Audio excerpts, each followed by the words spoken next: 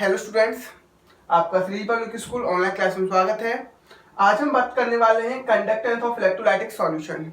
आप जानते हो ऐसे सब्सटेंस जिससे करंट इजीली पास हो सकता है, जिससे करंट का फ्लो हो सकता है, दैट इज कॉल्ड कंडक्टर। और ऐसे सब्सटेंस जिसमें इलेक्ट्रिसिटी का फ्लो नहीं हो सकता, इलेक्ट्रिसिटी कंडक्ट नहीं हो सकती, that is called insulator. On the basis of charges, conductor divided into two part.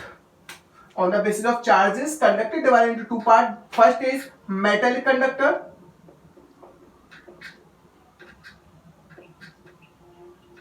second is electrolytic conductor.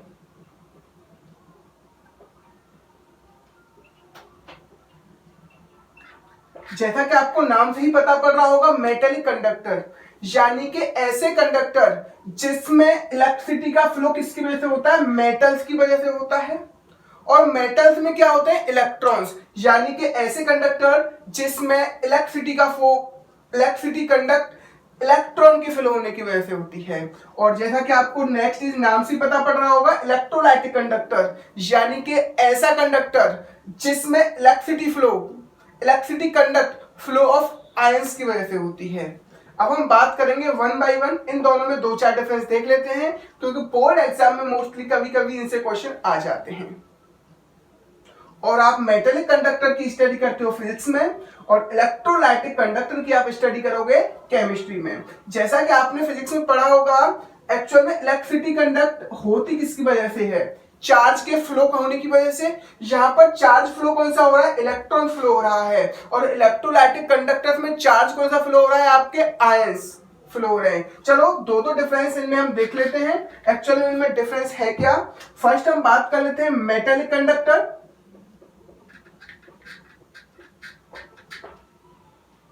और हम नेक्स्ट बात कर लेते हैं electrolytic conductor.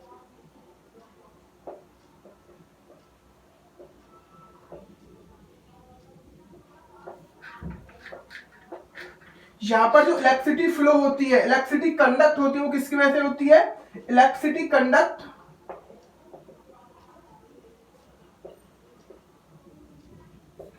Bye flow of electrons. यहां पर इलेक्ट्रॉन्स का फ्लो होता है, इसकी वजह से इलेक्ट्रिसिटी कंडक्ट होती है। जबकि हम बात करेंगे इलेक्ट्रोलाइटिक कंडक्टेंस में, इलेक्ट्रिसिटी फ्लो ड्यू टू या by flow of ions. Electricity conduct by flow of ions. Mostly metal conductor की बात हो रही है, तो मेटल की बात हो रही होगी जो हम अपने घरों में, यानी कि जो स्कूल्स में इलेक्ट्रिसिटी कंडक्ट, जो डेली लाइफ में इलेक्ट्रिसिटी कंडक्ट करा रहे हैं, वो कौन सी इलेक्ट्रिसिटी कंडक्ट होती है, वो मेटेलिक कंडक्टेंस होता है, वो मेटेलिक कंडक्टर होता है। इसका मतलब ये जो आपके वायर्स होते हैं उसमें इलेक्ट्रिसिटी कंडक्ट होती है, वो किसके बने होते हैं, मोस्टली मेटल्स के, और मोस्टली कॉपर के। आपने देखा होगा जैसे ही आप कॉपर के वायर में इलेक्ट्रिसिटी कंडक्ट करोगे, क्या उस वायर में कोई केमिकल चेंज आएगा, क्या कॉपर के वायर का कलर चेंज होगा, कोई कलर चेंज नहीं होगा, ना ही उसमें कोई भी केमिकल चेंज आएगा। बात समझ में आ रही है। तो हम कह सकते हैं जो मेटेलिक कंडक्टर होता है उसमें इलेक्ट्रिसिटी का फ्लो होता है, तो उसमें कोई भी केमिकल चेंज नहीं आता है, that is no chemical change, no chemical change occur, यहां कोई भी केमिकल चेंज अकर नहीं होता है। लेकिन इलेक्ट्रोलाइटिक कंडक्टर की बात करें, जैसे आप समझो आपके पास इलेक्ट्रोलाइटिक सब्सटेंस है, जब आप उसे पानी में डिसॉल्व करोगे, जब आप उसे पानी में मिक्स करोगे, तभी तो वो अपने आयन से ब्रेक होगा और तभी वो इलेक्ट्रिसिटी को कंडक्ट करा पाएगा। या फिर आप उस इलेक्ट्रोलाइटिक सब्सटेंस को मोल्ट करोगे, वो मोल्टन फॉर्म में लेके आओगे, तब उसके आयंस मूव करने के लिए फ्री होंगे और वो अपने पार्ट में ब्रेक होगा, वो अपने आयन से ब्रेक होगा। इसलिए हम कह सकते हैं ये जो आपका इलेक्ट्रोलाइटिक सब्सटेंस था अपने पार्ट में, अपने आयंस में डिकम्पोज हो गया, तो इसलिए it is a chemical reaction. अगर नोट, एक आयंस का अपने पार्ट में डिकम्पोजिशन होना, अपने आयंस में डिकम्पोजिशन होना, ये क्या कहलाता है, केमिकल रिएक्शन होगी। तो हम कह सकते हैं यहां पर chemical change occur, chemical change occur due to decomposition of electrolytic substance, जब इलेक्ट्रोलाइटिक सब्सटेंस डिकम्पोज होगा तब केमिकल चेंज अकर होगा। यहां तक ये बात आपको समझ में आ गई होगी। अगर हम बात करें मेटालिक कंडक्टर में, अगर हम टेम्परेचर बढ़ाएंगे तो क्या होगा, मेटालिक कंडक्टर जो होगा उसमें कोई इफेक्ट पड़ेगा या नहीं पड़ेगा। एक्चुअल में जो मेटालिक कंडक्टेंस यानी कि जो इलेक्ट्रॉन्स का फ्लो हो रहा होगा उस पर कोई इफेक्ट पड़ेगा या नहीं पड़ेगा। तो एक चीज याद रखो, एक्चुअल में मेटालिक कंडक्टर किसकी वजह से हो रहा है, फ्लो ऑफ इलेक्ट्रॉन्स की वजह से। और अगर इलेक्ट्रॉन्स इजीली फॉर्म हो रहे हैं तो इस तरह से इलेक्ट्रॉन का फ्लो हो रहा है, और जब आप इन्हें हीटअप करोगे तो क्या होगा, ये जो आपके इलेक्ट्रॉन्स होंगे वो अपने पाथ से डिस्टर्ब हो जाएंगे, नहीं हो जाएंगे, और अपने पाथ में नहीं चल पाएंगे। और अगर ये अपने पाथ से डिस्टर्ब हो गए, अपने पाथ में नहीं चलेंगे, तो रेजिस्टिविटी इंक्रीज हो जाएगी, और जब रेजिस्टिविटी इंक्रीज हो जाएगी तो इलेक्ट्रिकल जो कंडक्टेंस होगा उसमें कुछ ना कुछ डिक्रीजमेंट आएगा। तो आप कह सकते हो मेटालिक कंडक्टर में हम टेम्परेचर इंक्रीज करेंगे तो इलेक्ट्रिकल कंडक्टेंस में डिक्रीजमेंट आ जाएगा।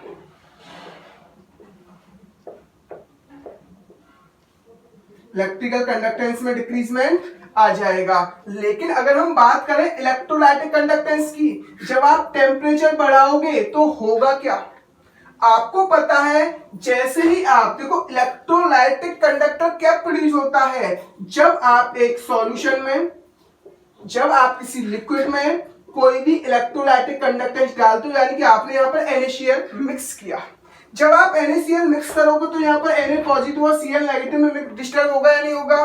देखो पॉजिटिव और नेगेटिव में कुछ ना कुछ अट्रैक्शन होगा, सॉल्यूट पार्टिकल में कुछ ना कुछ अट्रैक्शन होगा, सॉल्वेंट पार्टिकल्स में भी कुछ अट्रैक्शन होगा, यानी कि वाटर आपने सॉल्वेंट लिया है तो H पॉजिटिव और OH नेगेटिव में भी तो अट्रैक्शन होगा, और ये सॉल्यूट और सॉल्वेंट में भी कुछ अट्रैक्शन होगा।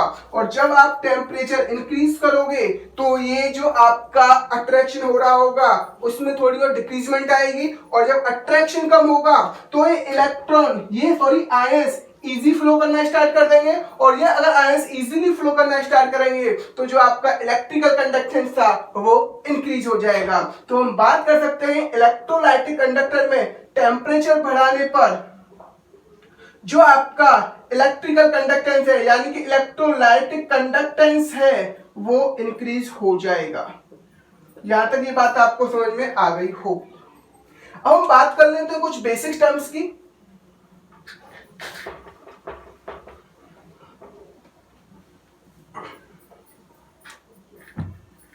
जैसा कि आप सब जानते हो ओम्स लॉ, आपने फिजिक्स में पढ़ा होगा, 9th में पढ़ा होगा। ओम्स लॉ क्या होता है, V equal to I R होता है, जहां V क्या होता है आपका पोटेंशियल डिफरेंस, I क्या होती है आपका करंट, V क्या है आपका पोटेंशियल डिफरेंस है, I क्या है आपका करंट, और करंट हम किस में मेजर करते हैं भाई, एम्पियर में, और R क्या होता है आपका, that is resistance which oppose flow of current, ये किसका अपोज करता है, करंट के फ्लो होने का अपोज करता है, दैट इज कॉल्ड रेजिस्टेंस। और इन measure in this measure in ओम। जय श्री राम। अब हम देखते हैं रेजिस्टेंस क्या होता है एक्चुअल में। आप जानते हो ये किसका अपोज करता है, फ्लो ऑफ करंट का अपोज करता है, तो it's oppose conduct of flow of current which oppose conduct of electricity, या फ्लो ऑफ करंट का अपोज करता है। और आप ये भी जानते हो resistance is directly proportional to L and resistance is inversely proportional to area. अब जब इन दोनों को आप कंबाइन करके लिखोगे तो लिखोगे R is directly proportional to L upon A और नॉट, और जब आप इस प्रोपोर्शनलिटी साइन को बोलते हो तो आपका आता है R equal to rho L upon A। क्या आता है आपका, R equal to rho L upon A, where rho is proportionality constant,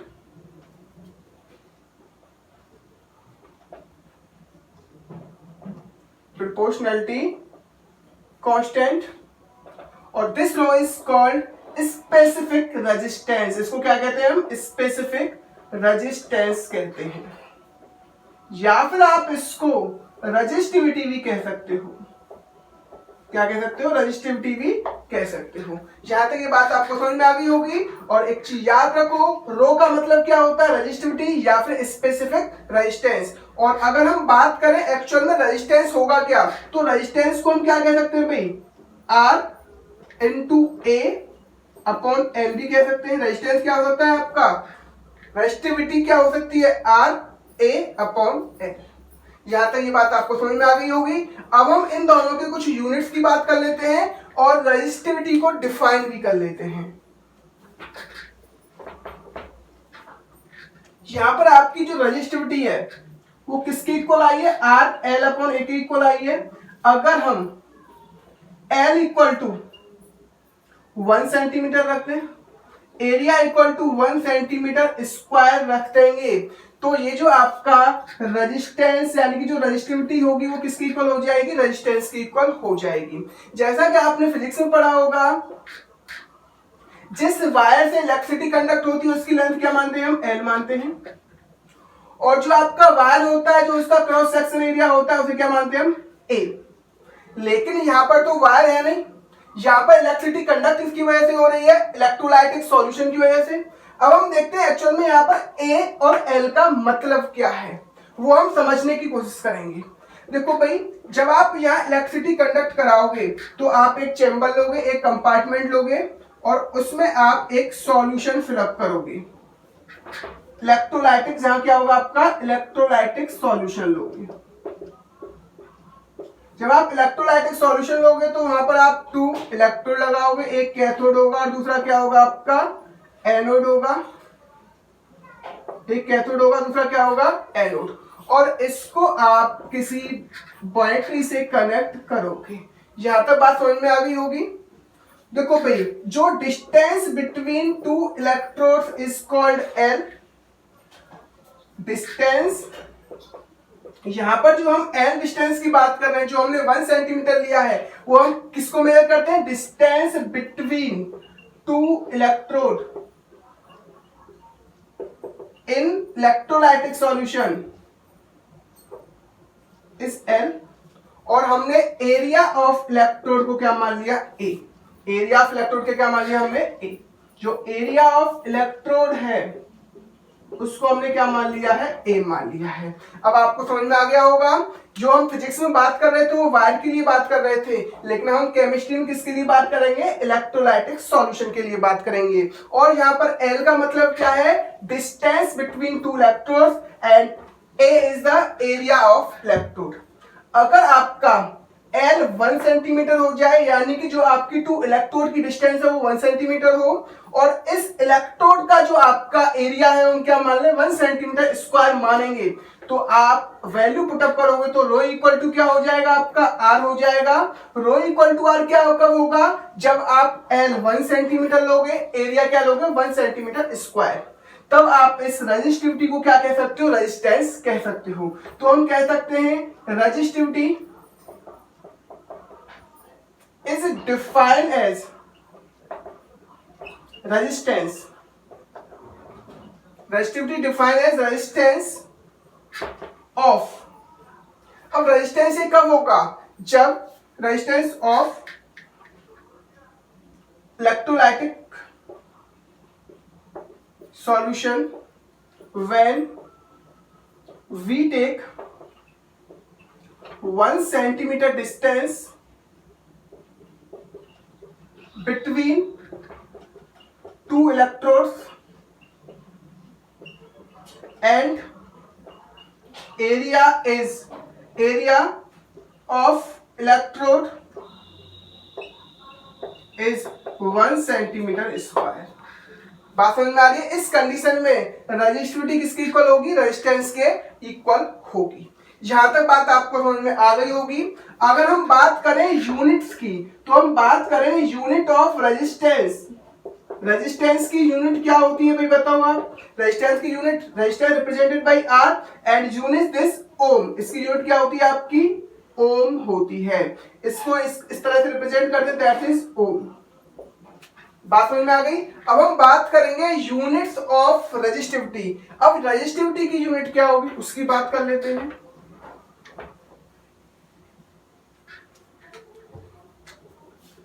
unit of resistivity. अगर हम रजिस्टिविटी की यूनिट्स की बात करेंगे, रजिस्टिविटी इक्वल टू होता क्या है भाई आपका, R A upon L. R A upon L हो जाएगा आपका। तो देखो भाई, आर की यूनिट क्या है आपकी ओम, एरिया की यूनिट क्या है आपकी सेंटीमीटर स्क्वायर, लेंथ की यूनिट क्या है आपकी सेंटीमीटर। तो क्या आने वाली है एक्चुअल में इसकी यूनिट, तो अब इसकी यूनिट आएगी ओम सेंटीमीटर, ओम सेंटीमीटर। तो इसकी यूनिट ऑफ रेजिस्टिविटी क्या हो जाएगी आपकी ओम सेंटीमीटर, या फिर ओम मीटर भी आ सकती है। जहां तक बात समझ में आ गई आपको, इसकी यूनिट क्या होगी, आप ओम इस तरह से लिख लो या फिर इसको सिंबल से रिप्रेजेंट कर लो। अब आप इस दोनों की यूनिट आपको पता पड़ गई। अब हम दो नए टर्म्स की स्टडी करने वाले हैं, दैट इज कंडक्टेंस और कंडक्टिविटी का क्या मतलब है। अब हम दो नए टर्म की स्टडी करेंगे, conductance and conductivity. Conductance represented by capital G. जैसा कि आपको नाम से ही पता पड़ रहा होगा, कंडक्टेंस इसको क्या कहते हैं, it is the reciprocal of, it is reciprocal of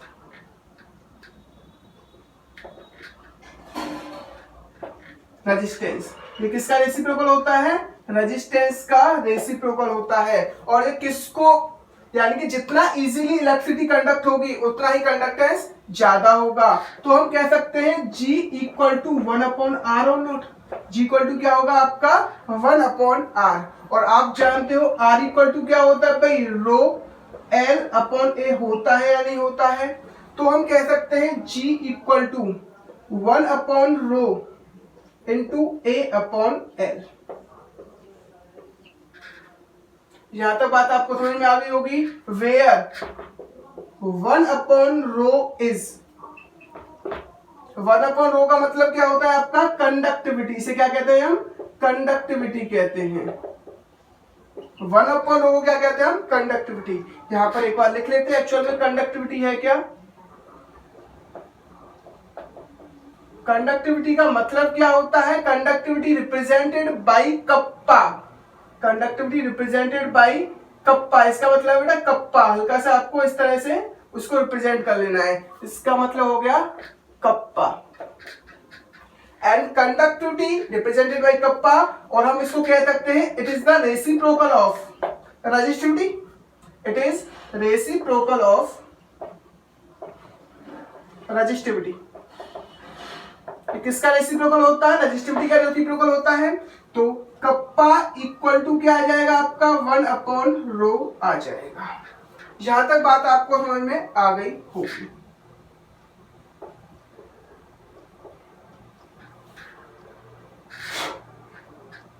यहां तक बात समझ में आ गई आपको। अब देखो भाई, अब इसमें आप देखो 1/रो को आपने G इक्वल टू क्या देखा था भाई, यहां पर 1/रो इंटू A/L। आप इसको क्या लिख सकते हो, कप्पा। तो G और L इंटू A को मैं इधर ले जाता हूं, इनको क्या ले सकता हूं, L/A लिख सकता हूं। इक्वल टू क्या हो जाएगा आपका, कप्पा हो जाएगा या नहीं हो जाएगा भाई। कप्पा इक्वल टू क्या हो गया, GL इंटू A। और एक चीज याद रखो, L इंटू A को हम क्या कहते हैं, cell constant. A into L को क्या कहते हैं हम, सेल कांस्टेंट। यहां पर L/A, sorry L into A नहीं, L/A is called cell constant. से क्या कहते हैं हम, सेल कांस्टेंट कहते हैं। और this is represented by G star. इसको रिप्रेजेंट किससे करते हैं हम, G स्टार से रिप्रेजेंट करते हैं। So L/A is G star. So हम कह सकते हैं kappa is equal to G into G star. L/A का मतलब G इंटू G स्टार।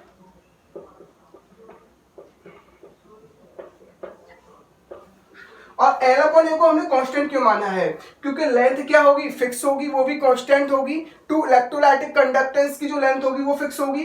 जो इलेक्ट्रोड होगा उसका एरिया भी फिक्स होगा, तो जो L/A है वो भी क्या है आपका फिक्स है, इसलिए उसको हमने क्या कह दिया, वो भी क्या होगा फिक्स होगा, यानी कि कांस्टेंट होगा। इसलिए हमको क्या उसको एक नई यूनिट का नाम दे दिया, दैट इज एक नया कांस्टेंट का नाम दे दिया, that is cell constant and represented by G star. तो कप्पा इक्वल टू क्या आ गया आपका G इंटू G स्टार। और मोस्टली इन फॉर्मूले की जरूरत आपको न्यूमेरिकल्स में पढ़ने वाली है, और इससे रिलेटेड कई सारे न्यूमेरिकल्स एनसीईआरटी में भी हैं। तो आपको जितने भी फॉर्मूले हैं उनको अच्छी तरह से देखना है और उनको समझ के आपको न्यूमेरिकल्स को आसानी से सॉल्व करना है। अब हम बात करें यूनिट्स की, किसकी बात करें, यूनिट ऑफ कंडक्टेंस की बात करें। एक्चुअल में कंडक्टेंस की यूनिट क्या होगी, एक्चुअल में कंडक्टेंस की यूनिट क्या होगी। G इक्वल टू क्या होता है आपका 1/r होता है या नहीं होता है, तो इसकी यूनिट क्या होती है, ओम होती है या नहीं होती है। तो यूनिट ऑफ G इज क्या होगी, यूनिट इसकी ओम इनवर्स, क्या होगी ओम इनवर्स, या आप इसको रिप्रेजेंट किससे करोगे, ओम इनवर्स, या फिर आप इसको क्या कह सकते हो, इसका जस्ट अपोजिट लिखना, ओम का कह सकते हो MHO, दैट इज महो, या फिर आप इसको रिप्रेजेंट कर सकते हो साइमन, SIEMEN, साइमन्स, इससे represented by capital S। Simons भी ओम इनवर्स को कहते हैं, महो भी ओम इनवर्स को कहते हैं। तो कंडक्टेंस की यूनिट क्या होगी आपकी ओम इनवर्स, महो और साइमन्स हो गई। अब हम बात करते हैं एक्चुअल में कंडक्टिविटी को हम डिफाइन करने की कोशिश करते हैं। कंडक्टिविटी आपकी है क्या, कंडक्टिविटी को हम एक बार डिफाइन कर लेते हैं।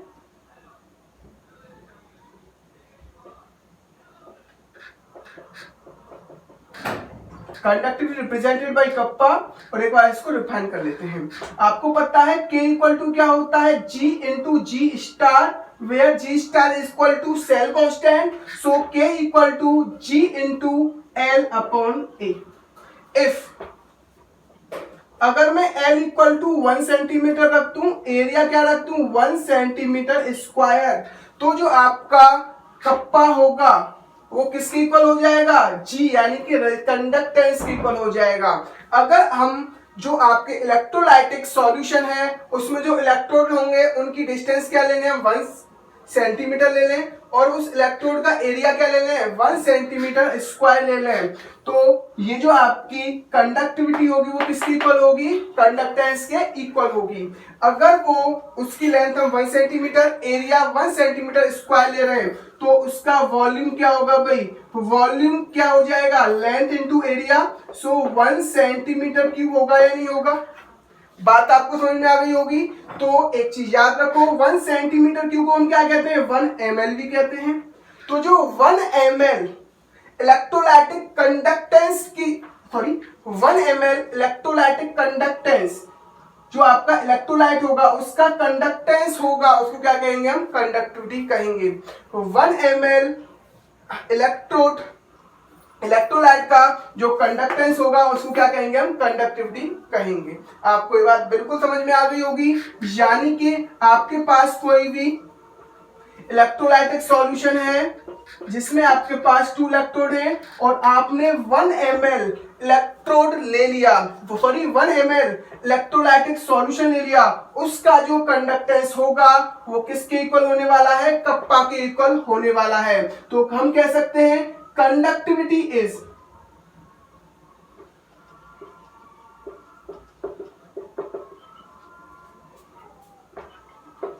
कंडक्टेंस ऑफ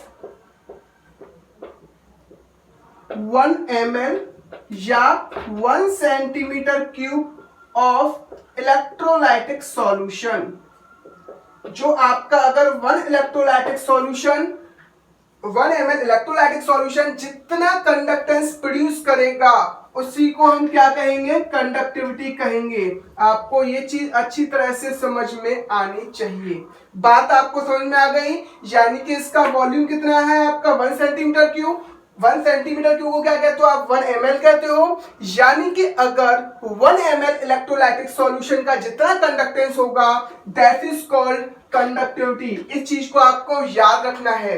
यहां तक ये चीज आपको समझ में आ गई होगी। अब हम यूनिट ऑफ कंडक्टिविटी की बात कर लेते हैं। कंडक्टिविटी की यूनिट क्या होगी?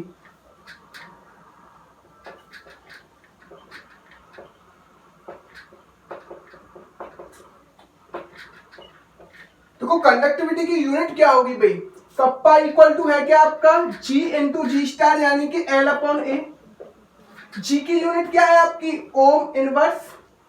एल का मतलब ये क्या हो गया आपका? सेंटीमीटर। ये क्या होगा? Centimetre square. So unit of kappa is क्या आएगी आपकी? Ohm inverse centimetre inverse. या आप क्या कह सकते हो? महो सेंटीमीटर इनवर्स, या आप कह सकते हो साइमन सेंटीमीटर इनवर्स। ये क्या हो गई? यूनिट ऑफ कंडक्टिविटी हो गई। आपको कंडक्टेंस और कंडक्टिविटी में डिफरेंस समझ में आ गया होगा। आपको याद रखना है कंडक्टिविटी क्या होती है? 1 ml ऑफ इलेक्ट्रोलाइटिक सॉल्यूशन का जो कंडक्टेंस होगा उसको हम क्या कहेंगे? कंडक्टिविटी कहेंगे। अब हम देख लेते हैं जैसे जैसे हम डाइल्यूशन बढ़ाते जाएंगे, इलेक्ट्रोलाइटिक सॉल्यूशन में हम वाटर मिला रहे हैं तो उसका मतलब हम डाइल्यूशन बढ़ा रहे हैं, तो उस पर कंडक्टिविटी और कंडक्टेंस पर उसका क्या इफेक्ट पड़ता है? डाइल्यूशन बढ़ाने पर कंडक्टिविटी और कंडक्टेंस पर क्या इफेक्ट पड़ता है? एक बार हम उसकी और बात कर लेते हैं। हम बात करेंगे effect on conductance and conductivity.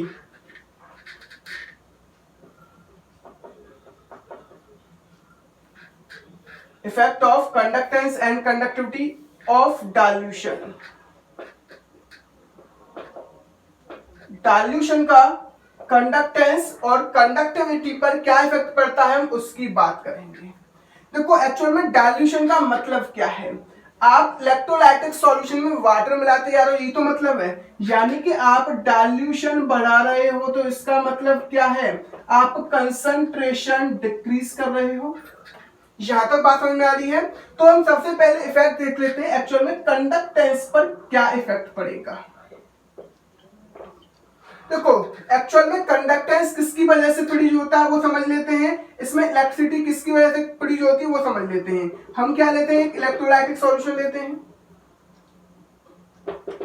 उसमें एक आपका इलेक्ट्रोलाइटिक जो आपका सब्सटेंस होगा, एक उसमें कैटायन होगा, A प्लस कैटायन है, B नेगेटिव क्या है आपका? एनायन है भी। तो जैसे जैसे आप अब देखो इसमें इलेक्ट्रिसिटी, देखो आपको पता है इलेक्ट्रोलाइटिक सॉल्यूशन जो आपके इलेक्ट्रोलाइटिक सब्सटेंस होंगे उनके कैटायन और एनायन में भी अट्रैक्शन हो रहा होगा। कैटायन एंड एनायन अट्रैक्ट कर रहे होंगे।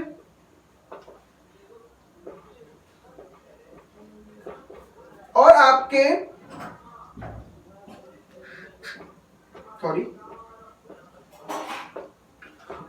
ये जो वाटर होगा उसका H पॉजिटिव और OH नेगेटिव आपस में अट्रैक्ट कर रहा होगा, यानी कि आपके सॉल्वेंट का भी इंटरेक्शन हो रहा होगा।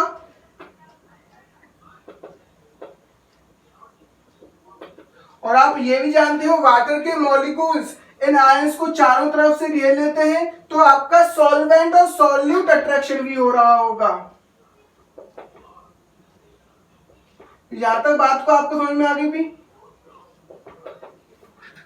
बिल्कुल समझ में आ रही है। जब आप इलेक्ट्रोलाइटिक सॉल्यूशन लोगे, जब आप इलेक्ट्रोलाइटिक कोई सब्सटेंस लोगे, उसमें कैटायन एनायन के बीच में अट्रैक्शन होगा, यानी कि सॉल्यूट इंटरेक्शन होगा, सॉल्वेंट इंटरेक्शन होगा और सॉल्यूट इंटरेक्शन होगा। जैसे जैसे आप यहाँ पर डाइल्यूशन बढ़ाते जाओगे क्या होता चलेगा भाई? जैसे जैसे डाइल्यूशन बढ़ता चला गया, अब ये जो इनके बीच का अट्रैक्शन है वो कम होता जाएगा या नहीं होता जाएगा? और अगर इन आयंस के बीच का अट्रैक्शन कम होगा तो आयंस इजीली फ्लो करेंगे या नहीं करेंगे? जब आयंस के बीच का अट्रैक्शन कम होगा तो इनके बीच में डिस्टेंसेस बढ़ जाएंगी नहीं बढ़ जाएंगी? और इनके बीच में डिस्टेंस बढ़ेंगी तो ये इजीली फ्लो करेंगे नहीं करेंगे? और आयंस का इजीली फ्लो करना ही क्या कहलाता है? कंडक्टेंस। जितना आयंस इजीली फ्लो करेगा कंडक्टेंस उतना ही बढ़ता चला जाएगा।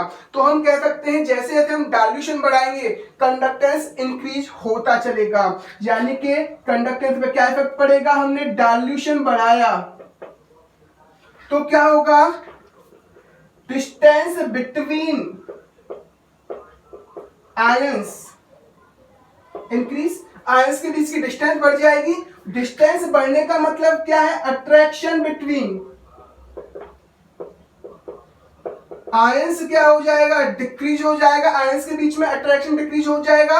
और इनके बीच में जब अट्रैक्शन डिक्रीज हो जाएगा तो जो इनका फ्लो ऑफ आयन होगा वो इजी हो जाएगा, that is ease to flow of ion हो जाएगा, नहीं हो जाएगा।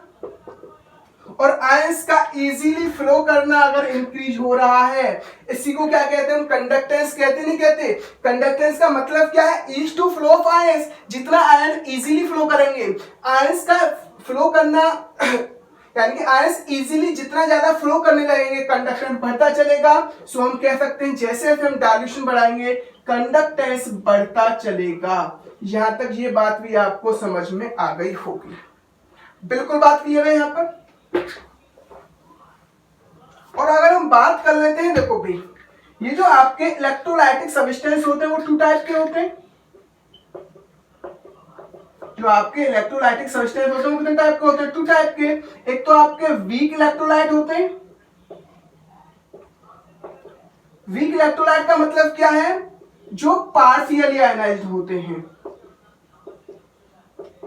जो आपके क्या होते हैं, पार्शियली आयनाइज्ड। और अगर हम यहां पर डाइल्यूशन करेंगे, पार्शियली आयनाइज्ड पर हम क्या करेंगे, डाइल्यूशन करते हैं तो क्या होता है, अगर कोई भी आपने वीक इलेक्ट्रोलाइट का सॉल्यूशन ले लिया और वो पार्शियली आयनाइज्ड होगा तो आप डाइल्यूशन बढ़ाओगे तो इनके आयनाइजेशन होने की टेंडेंसी बढ़ती चलेगी। यानी कि वीक जो आपका इलेक्ट्रोलाइट था अब वो आयनाइजेशन, यानी कि जो आपके वीक इलेक्ट्रोलाइट आयनाइज नहीं हो पा रहे थे अब वो आयनाइज होना स्टार्ट होंगे। तो हम कह सकते हैं नंबर ऑफ आयंस इंक्रीज हो जाएंगे, और जितने ज्यादा नंबर ऑफ आयंस होंगे उतना ही ज्यादा कंडक्टेंस फ्लो होगा या नहीं होगा। जितने ज्यादा आयंस होंगे उतने ही ज्यादा इलेक्ट्रिसिटी कंडक्ट करेंगे या नहीं करेंगे। बात समझ में आ गई। और आपको पता है स्ट्रॉन्ग इलेक्ट्रोलाइट का मतलब क्या होगा, जितना ज्यादा स्ट्रॉन्ग इलेक्ट्रोलाइट है तो इसका मतलब क्या है, सॉरी स्ट्रॉन्ग इलेक्ट्रोलाइट है तो इसका मतलब है वो कंप्लीटली आयनाइज हो चुका है। और अगर वो कंप्लीटली आयनाइज्ड हो चुका है यानी कि 100% वो आयनाइज्ड हो चुका है तो इसका मतलब है अब उनके पार्टिकल्स दूर दूर जाना स्टार्ट करेंगे। और जब पार्टिकल्स में डिस्टेंस बढ़ जाएगी तो अट्रैक्शन कम हो जाएगा, और अट्रैक्शन बढ़ेगा तो ease to flow of ions हो जाएगा, यानी कि आयंस इजीली फ्लो कर लेंगे, तब भी कंडक्टेंस यहां पर इंक्रीज होगा। तो यानी कि अगर आपका इलेक्ट्रोलाइट सब्सटेंस वीक हो चाहे स्ट्रांग हो, कंडक्टेंस तो बढ़ना ही बढ़ना है। अब हम बात करेंगे इसका कंडक्टिविटी पर क्या इफेक्ट पड़ेगा, उसकी बात कर लेते हैं। इफेक्ट ऑन कंडक्टिविटी, कंडक्टिविटी पर क्या इफेक्ट पड़ने वाला है उसकी बात करेंगे।